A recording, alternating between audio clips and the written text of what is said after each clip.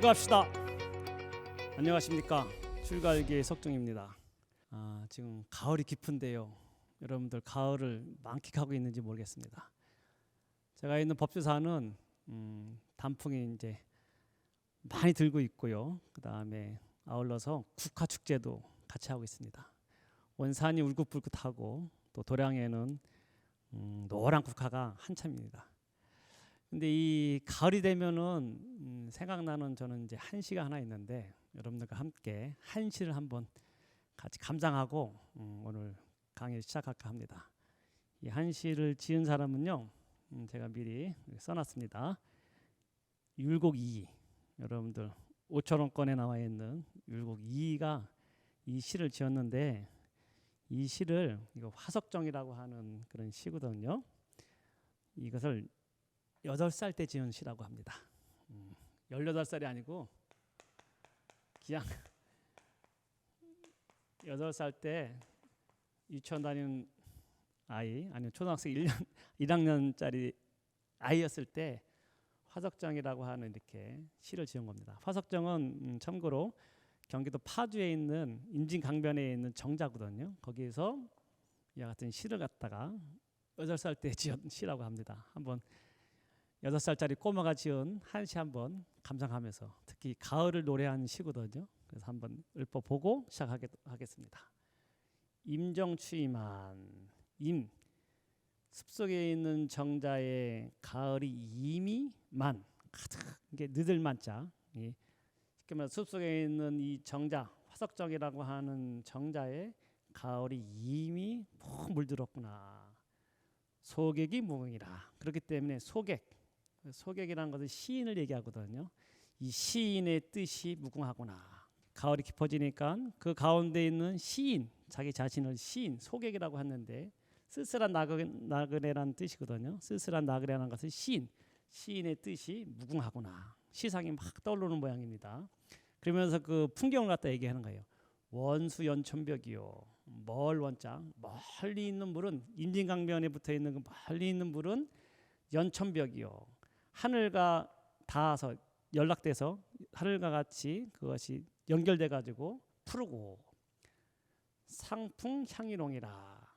이 설이 맞은 그 단풍은 해를 향해서 붉게 있구나, 붉게 타고 있구나. 8살짜리 꼬마가 이렇게 졌다고 합니다. 이게 5원 율시기 때문에 또 네가 있습니다. 네 줄리. 산토고르노니요, 산에서는 토해내다. 외로운 달을 갖다가 토해내고, 강한 만리풍이다. 그 임진강은 만리라는 바람을 갖다가 품고 있구나. 하여튼 내용은 모르겠지만 굉장히 대단한 것 같습니다. 세용하처거요, 그 변방의 기러기는 어느 곳을 향해 가는고, 성담무운증이라. 그 기러기 소리가 끊어졌는데 저녁 구름 가운데에서 그 소리가 끊어졌구나. 시라는 것은 하나하나, 특히 한시는 내용을 몰라도 그냥 전체적인 의미로서 이렇게 감상하면 됩니다. 그래서 혹시 한문이 어렵다 해가지고 이게 난 한문 모르는데 저걸 어떻게 이해하지? 전혀 걱정 안 하고 그냥 써 있는 대로 뜻만 이렇게 자기 뜻에 이렇게 저런 뜻이구나, 이렇게 감상만 해도 되는 것입니다. 다시 한번 읽어볼게요. 8살짜리 꼬마인 8살 이이가, 율곡 이이가 8살 때 하석정이라는 그 정자에 가가지고 이 같은 시를 지었는데, 그 숲속에 있는 정자에 가을이 이미 물드니, 늦게 물드니 소객이 무궁이라. 그 나그나의 또는 이 시인의 뜻이 무궁하구나. 멀리 물은 그 하늘과 연해 가지고 푸르고, 상풍 향이롱이라. 이 설이 맞은 단풍은 해를 향해서 붉게 물들었구나. 그러면서 저 산을 보니까 산에서는 산토고리논이요, 외로운 달빛을 갖다 토해내고 있고, 강한 만리풍이다. 이 강가에서는 만리가 되는 바람을 갖다가 품고 있구나. 세용하처거요, 그 변방의 기러기, 추운 겨울이 되면 기러기들이 다시 간다고 합니다. 그 변방의 기러기들은 어느 곳을 향해 가는고, 성담무운증이라. 그 기러기 소리가 끊어졌다. 그 저녁 구름 가운데에서 기러기 소리가 끊어졌구나. 이것이 율곡, 여러분 잘 알고 있는 율곡 이이가 지었다고 합니다. 대단하죠.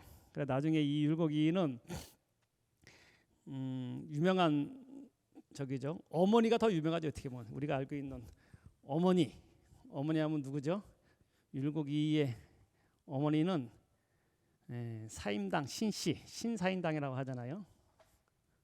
신씨, 평산 신씨, 신사임당.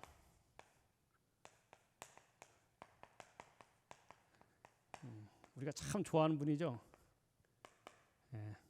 5만 원권에 나와 있는 주인공입니다. 우리 역사상 어머니하고 아들이 지폐에 나와 있는 그런 전세계도 아마 없을 거예요.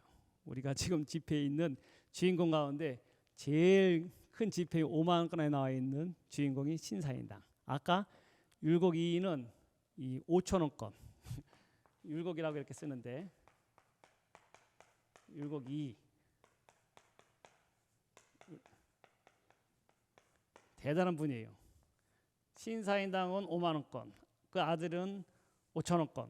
아마 예전에는 5만 원권이 없을지 알았을 거예요. 5만 원권이 있을지 알았으면 아마 역사 배열을 다시 했을 거예요. 그렇다고 해서 우리가 뭐 만 원권 세종대왕이 그러면 뭐 신사임당보다 못해가지고 만 원권이 있겠습니까? 그 당시에는 최고 인물들을 갖다가 앞에 나열하다 보니까는 그렇게 100원에 있는 인물 하면은 뭐 우리 이순희 장군이 뭐 그 위대한 분이 5만 원권에 안 되는 인물이 아니잖아요. 그 당시에는 최고 많은 이 쓰는 사람들의 그 지폐에다가 이제 동전에다가 그 유인들을 갖다 새기다 보니까는 예전에 먼저 새기다 보니까는 그 유인들이 먼저 차지한 것뿐이지 그 금액의 그 가치에 따라 가지고 인물의 가치를 평가한 건 아니라고 할 수 있겠습니다.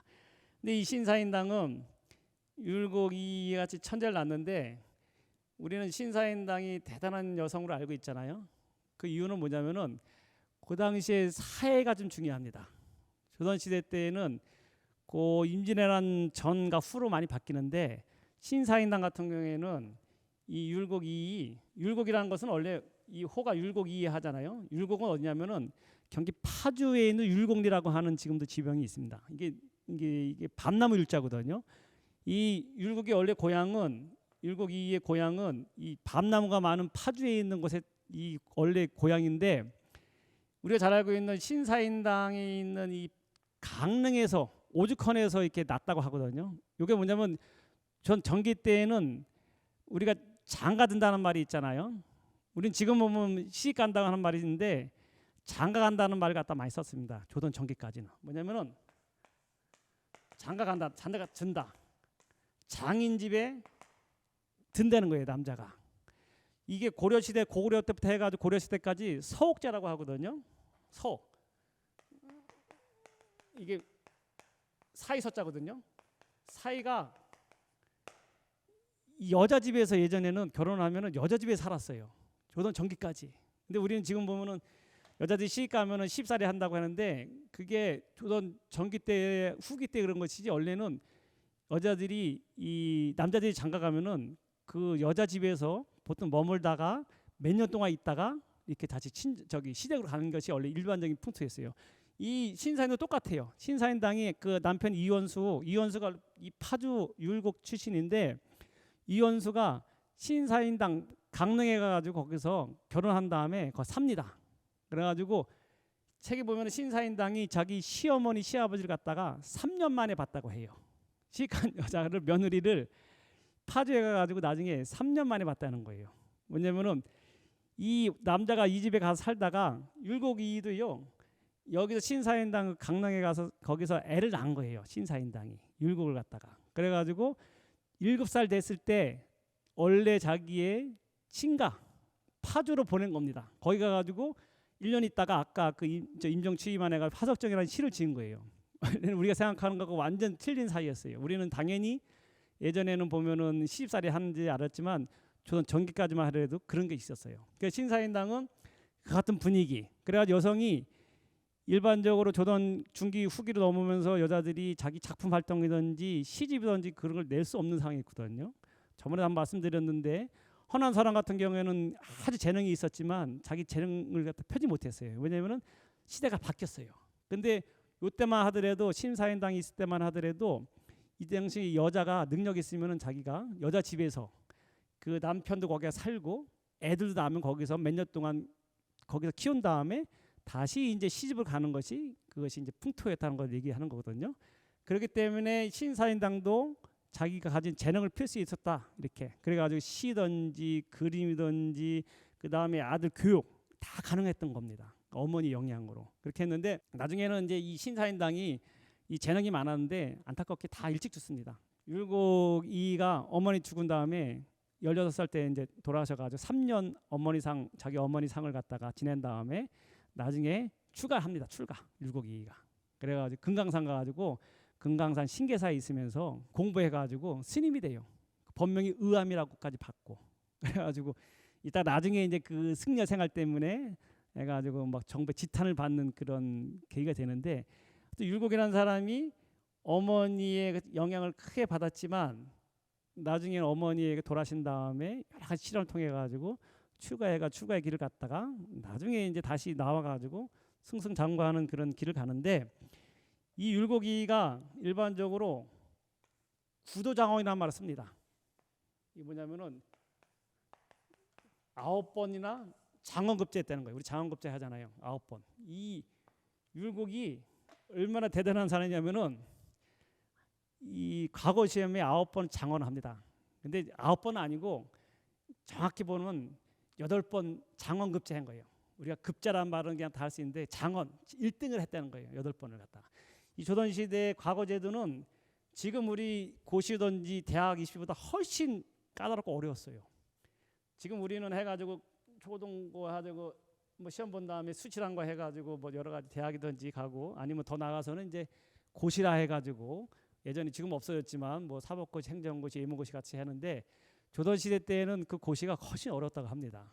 왜냐면요, 맨 처음에 우리 서당이라고 하잖아요. 맨 처음에 글을 가르치면 서당에서 어렸을 때 거기서 배우다가 그 다음에 이제 이렇게 향시라 해가지고 그 지역에 있는 중등교육 정도 되는 거예요. 중고등학교 교육을 갖다 봤는데, 그것이 잘 알고 있는 서당에서 이제 올라오면은 향교, 아니면은 우리가 서원에서 이제 공부하는, 향교는 이제 공립기관이고 그 다음에 서원은 이제 사립에서 세운 그런 기관이거든요.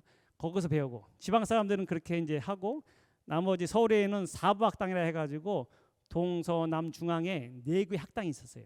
그래가지고 이 사람들이 공부를 열심히 하는 겁니다. 그 다음에 특히 이제 제가 말씀드린 건 문과 얘기하고, 옛날 조선 시대에는 과거 제도가 문과, 무과, 잡과 있었어요. 그래 문과는 이 관료로 나가는 그런 코스고, 요즘 보면 고시같이 이제 그런 과정이라고 볼 수 있겠고, 무과는 이제 무인들, 장군들, 군인들 배출하는 무과. 이순신 장군 같은 경우는 이제 무과 출신 아닙니까? 그래가지고 거기서 무술이든지 병법을 갖다가 시험 봐가지고 이제 무과 가는 경우가 있고, 잡과는 여러 가지 의학, 요즘 보면 이제 의사든지 그다음 법률 같은 거 있잖아요. 변호사, 판검사 같은 것도 이것도 잡과에 들어갔어요. 그 다음에 이 역경, 그 다음에 번역하고 하는 것도 다 잡과에 들어가는데, 그 3개의 큰 그 과거가 있는데, 그 중에 특히 문과 시험이 굉장히 어려운 거예요. 우리가 예전에 보면 장원급제한다는 것은 다 문과를 얘기하는 거거든요. 그래서 시골에서 있으면 서당에서 어렸을 때 해가지고 훈문적이 자도 소학이든지 훈문자에 갖다 배운 다음에 중등교육 좀 가가지고는 향교든지 그 서원에서 이제 중등교육을 마친 다음에 그 다음에 속과가 있어요. 이제 속과란 것은 뭐냐면은 예비 시험 같은 거예요. 1차 시험을 합격해야 돼. 속과에 보면은 생원시가 있고 진사시라는 게 있어요. 하여튼 뭐 어렵습니다. 그래서 생원시에서는 해가 초시 복시라고 있어가지고, 초시 복시할 때 시험 봐가지고 그때 처음에 초시에는 700명 뽑고 100명 뽑고 또 복시에서 100명 뽑고 해가지고 합격하면은 우리가 생원, 김생원 하는 거 있잖아요. 그다음에 뭐 진사, 최진사 땡 뭐 몇째 딸 할 때 그 시험만 속과만 합격하더라도 양반이 되는 거예요. 그다음에 관직에 나갈 수 있는 겁니다. 거기서 그만둬도 돼.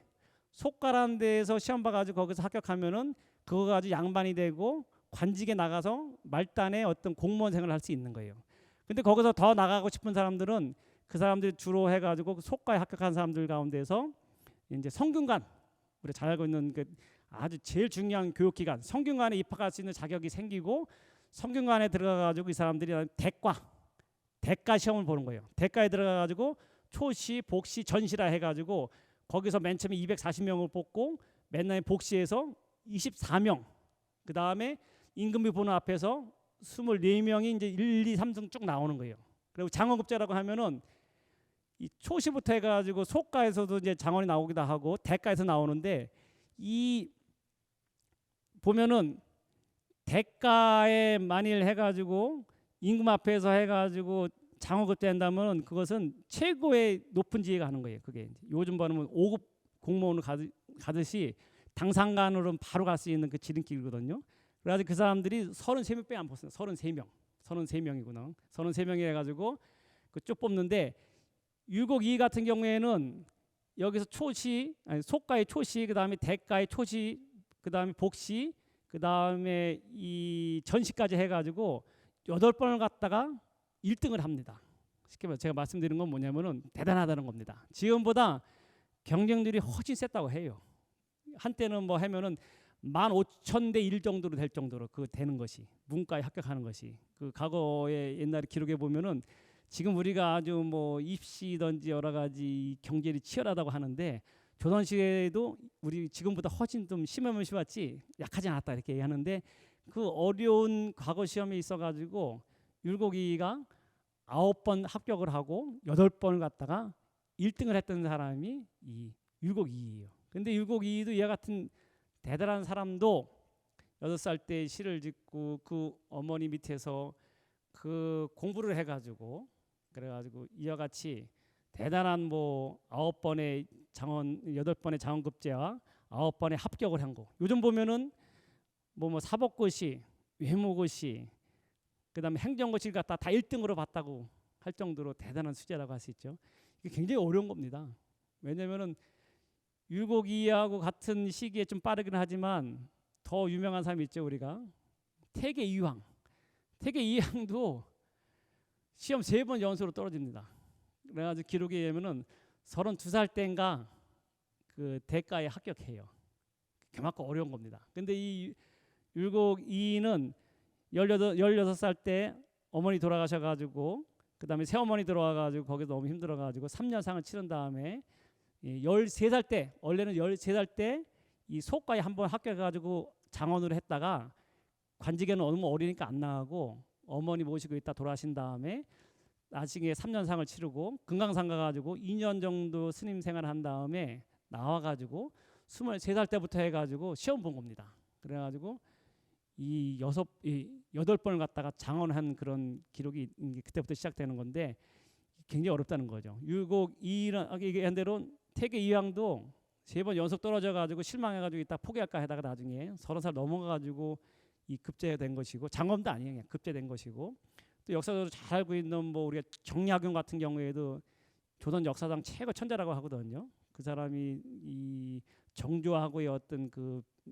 내용 같이 정조하고 대담하면서 정책을 핀다든지 그 다음에 그 사람이 가지고 있는 지식 어마어마한 그런 인재였는데도 정약용도 28살 때 이 해가지고 대가에 합격합니다. 거기에 보면은 율곡이는 뭐 어마어마한 천재라 할 수 있는데 하지만 이 사람도 나중에는 명이 48살인가 돼가지고 일찍 죽습니다. 다. 지금 보면은 좀 일찍 죽는데 이전에는 뭐 그 정도면 적당히 산 거다 했는데 좀 일찍 간 편이 있어요. 율곡 이와 같이 천재성이 있고 뭐 9번을 갖다가 그냥 장원 급제를 하고 8번 급제하고 한 가지 다 누렸지만 이 사람도 결국에는 인생을 갖다가 40대 때 이제 살다가 이제 간 인생뿐이 안 되는데 제가 드리고 싶은 말씀은 뭐냐면은 이와 같이 율곡 이와 같이 사는 인생도 있지만 아주 스님으로서 오랫동안 산 스님이 있는데 비교가 되는 스님이 한 분이 있습니다. 그분이 누구냐면은 조주종심이라는 스님이 있습니다. 여러분 많이 들은 스님인데요. 이 조주 스님은 조주종심이라고 하는데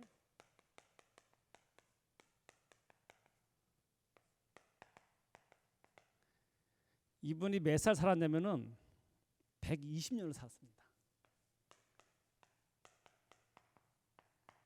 대단하지 않아요? 아주 정확한 기록이에요. 근데 이분이 대선사자, 이분이 가지는 그 유명한 화두 있잖아요.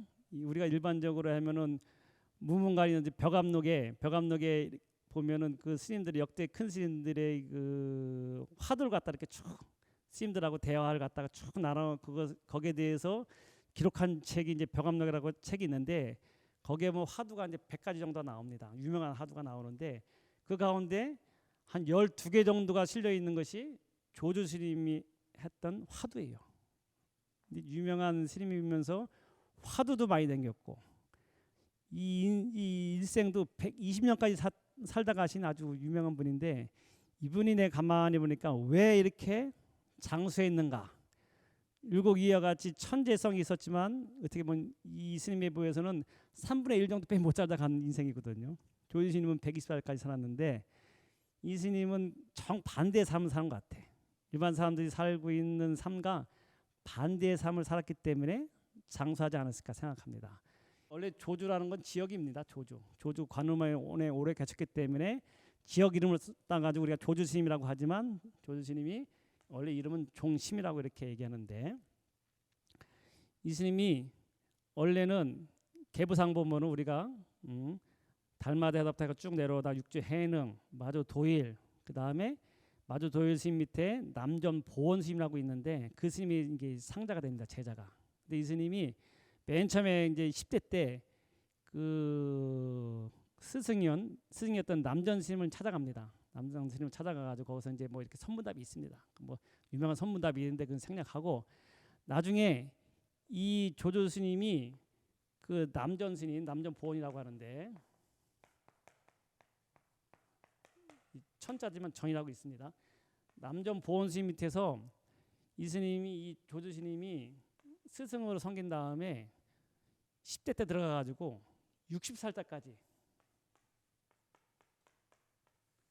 한결같이 시봉을 합니다. 이 스승 밑에서.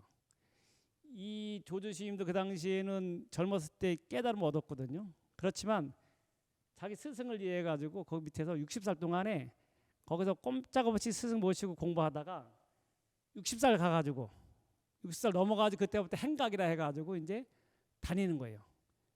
다녀가지고 20년 동안 다니면서 전국에 있는 그 당시에 이제 절에 다니면서 스님들 만나고 선문답하고 그렇게 살다가 80살 돼가지고 관음원이라고 하는 절에 이제 주석하는 거예요. 관음원이라고는 다른 사람들 다 죽을 때 60살 동안에 스승 모시고 공부하다가 60살 돼가지고 20년 동안 행각을 해요. 그래서 전국 다니면서 스님들 만나고 선문답하고 다 제자들 거느리다가 80살 돼가지고 관음원이라는 절에 들어와가지고 돌아가실 때까지 40년을 갖다 계시는 거예요. 아주 재미난 분입니다. 대단하신 분이고. 근데 이분이 어떤 그 저희가 있냐면은 그 선문답 중에 화두 중에 유명한 게 여러분들 다 아는 내용이에요.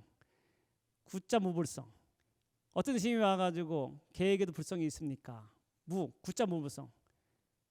개에게 이게 화두 중에서 1700공안이 있다고 하는데 중국 1700공안 중에서 제1공안으로 치면은 무자 화두를 칩니다. 무 없다고 하는데 뭐가 없냐면은 어떤 스님이 와가지고 스님, 큰 스님, 개에게도 불성이 있습니까? 일체 중생 신류불성이라.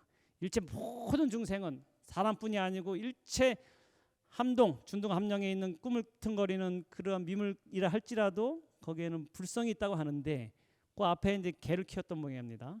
조조 스님 앞에서 개를 키웠는데 저 앞에 보이는 개에게도 불성이 있습니까? 하니까는 당연히 있어야 되는 거예요. 근데 조조 스님이 없느니라 하는 거예요. 이게 화두예요. 화두라는 것은 말끼리 끊어진 거거든요. 우리가 생각으로 해가지고 당연히 개에게는 불성이 있어야 되는데 조조 스님은 없다고 했어요. 그래가지고 나중에 이게 제일 화두로서 해가지고 어째서 조조 스님은 개에게 불성이 없다고 했는고 어째서 그게 의심이 드는 거야. 어째서 조조 스님은 개에게 불성이 없다고 하는고. 이게 화두하는 스님들이 지금도 무자 화두를 드는 스님들은 하루 종일 밥만 먹으면 평생 하는 것이 무자 화두 하는 겁니다. 이게 이렇게 하는 거예요. 여기 주인공이 조조 스님입니다. 이 조조 스님은 이 화두가 대표적인 것이고 이것뿐이 아니고 어떤 사람이 와가지고 또 묻습니다. 조사 설에이 조사께서 달마다사께서 설에이 인도에서 중국으로 온 까닭이 무엇입니까? 정정배수장이라 뜰 앞에 잣나무이라. 이게 화두입니다. 이게 굉장히 유명한 화두면서 이 불법의 요체 그 다음에 달마다사께서 중국에 온 뜻이 일반적으로 우리 생각하기에는 해가지고 달마다사께서 그 선법을 갖다가 중국에 표기해서 왔을 텐데 당연한 질문인 것 같은데 거기에 대해서 그 뜻이 무엇입니까? 이렇게 물어보니까 정전백수다니라. 뜰 앞에 있는 잠나무니라. 그 다음에 또 뭐가 있냐면은 어떤 사람이 와가지고 스님한테 물습니다. 그 당시 이제 80 넘으니까 원래 조주신이면요 60살 넘어가지고 80살 되기 전까지는 아무도 유명하지 않은 스님이었어요. 사람들이 잘 몰랐어요. 조주신이 유명한 것은 뭐냐면은 80살부터 해가지고 관음만 계시면서 100살 넘으면서 굉장히 유명해졌습니다. 100살 넘은 스님이 노스님이 계신데 건강하면서 어떤 스님인지 오면은 거기에 대해 선문답 해주니까 유명해진 거예요. 그래가지고 이 화두가 많이 남은 건데 어떻게 보면은 또 어떤 스님이 와가지고 물어봅니다. 예? 스님, 조주신 큰 스님, 연세 많은 큰 스님 아니겠습니까? 와가지고 절하고 꿈뻑한 다음에 불법의 진의가 무엇입니까? 그러면 끽다고 차나 마시고 가라. 끽다고 알잖아요. 찻집 이름도 있고 끽 맛이 끽자거든요. 차나 마시고 가게. 누가 언제 와가지고 어떤 그 옆에 있는 원주 스님이 또 있다가 큰 스님이 아까 와가지고 어떤 스님 와가지고 누구든지 와가지고 불법에 대해서 물어보는 스님께서는 끽다고 차나 마시게 했는데 스님 그럼 진짜 불법의 뜻이 무엇입니까? 물어봐도 차나 마시고 가게 끽다고 하니라. 이런 화두를 내신 분이에요. 또 어떤 스님이 와가지고 아침을 먹고 와가지고 어떤 스님이 와가지고 또 스님한테 물어봅니다. 이 화두라는 것은 그 당시에 스승과 제자 간의 이런 대화이기 때문에 화두가 꼭 정해진 건 아니에요. 그렇기 때문에 그 화두가 많다고 볼 수 있는데 천칩의 공안이 거기에 생긴 거거든요. 그것처럼 어떤 스님이 와가지고 또 이제 아침밥을 먹고 와가지고 아침에 죽을 먹고서 와가지고 또 큰 스님한테 물어봅니다. 스님, 불법의 대의가 무엇입니까? 하니까는 바루나 닦아라. 이게 어떻게 보면 아주 굉장히 특이한 법문이거든요. 특이하지 않아. 이게 어떻게 특이한 그 얘기한 게 아니고 일상생활 가운데서 툭툭 던지는 게 화두예요. 그 다음에 어떤 스님이 또 이제 얘기합니다. 제가 스님한테 올 때 아무것도 마음이든지 내가 신심 가지고 스님한테 올 때 원래는 뭐 와가지고 인사드릴 때 뭐 선물을 가져오든지 올 때 스님한테 무슨 불법의 대의를 물어봐야지 하면서 그런 마음이든지 가져왔을 텐데 내가 올 때 아무것도 가져온 게 없습니다. 이렇게 얘기하니까는 큰 스님께도 조주스님께도 말하기를 방아차 가라. 다 놓고 가거라. 그렇게 얘기한단 말이에요.